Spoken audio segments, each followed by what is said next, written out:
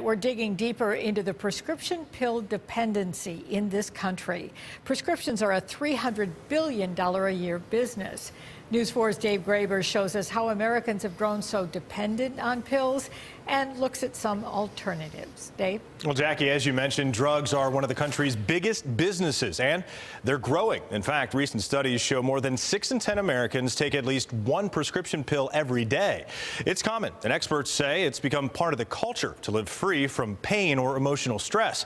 So we set out to find out how we became so attached to the next promise in a pill. The most common side effects are nausea and the signs are all around us. Watch any amount of television and you're bombarded with ad. An increased risk of death or stroke. After ad. Serious side effects included. After ad for the next miracle drug. Americans are people who use drugs. To the extent we've created a $300 billion a year pharmaceutical industry that's as in demand as ever. A study published last fall in the Journal of the American Medical Association found in 2012 nearly 60% of people 20 and older were on at least one prescription medication. That's up from 50% in 2000. During the same time period, the percentage of people taking 5 or more prescription drugs nearly doubled to 15% from 8%. The most commonly used drugs, according to JAMA, are for hypertension, heart failure, and diabetes, all of which are associated with obesity. These kind of promises, these kind of utopian ideals intermesh with promises of health in ways that change what we think health means.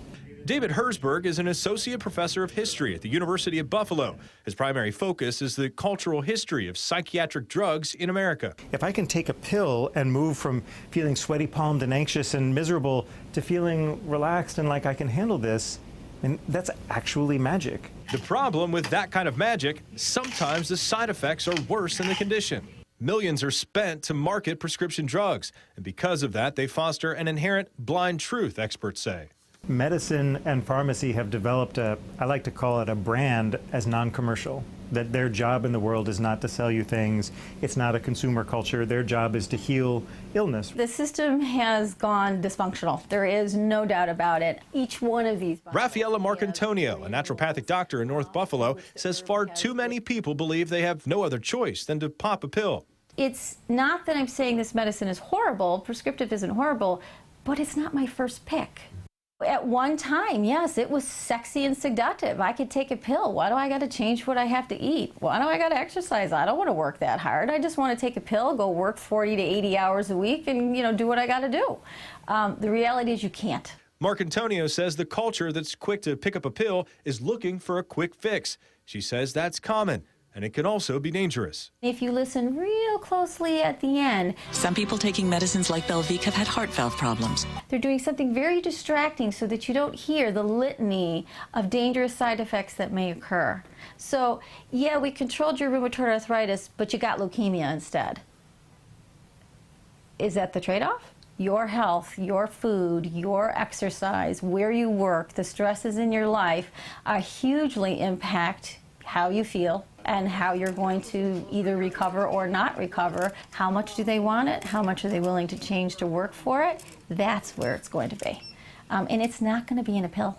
Still, experts say it's not some grand scheme by drug companies or pushy doctors or even a blind faith public. It hasn't been a conspiracy of the drug companies, it hasn't been a conspiracy of the doctors, and it hasn't been a venality of the people like having lost their strong character at some point.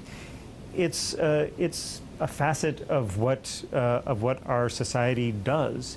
This is one of the expectations that Americans have that their society will provide for them, which is drugs that relieve suffering. And they may, but be sure to consult your doctor. You have to decide what level of risk you're willing to handle and what kind of steps could be taken to reduce the risks. Now, let's be honest, this story isn't intended to say prescription pills are bad or that they're an ill on our society. Let's also be honest, these pills save people's lives in many cases, but they've also become such a part of our culture that experts say the industry as a whole it's going to continue to grow larger and larger year after year as America searches for that next magic pill. Yeah, you touched on it there with culture, and you talked about it. You can't turn on the TV these days without seeing all kinds of ads for all kinds of illnesses. It's really true. The Super Bowl was a great example of that because you saw so many of these. And although pills and drugs have been around in one form or another for centuries or even longer in terms of America, the direct marketing to consumers is actually relatively new. In fact, the FDA just allowed that D2C marketing in the 1980s. Yeah. And it grew huge in the 1990s. Recent, yeah. And now we're seeing it grow even more. And experts say that's not something that's going to go away anytime soon because it works. Thank you, Dave. Thanks. A lot of food for thought there.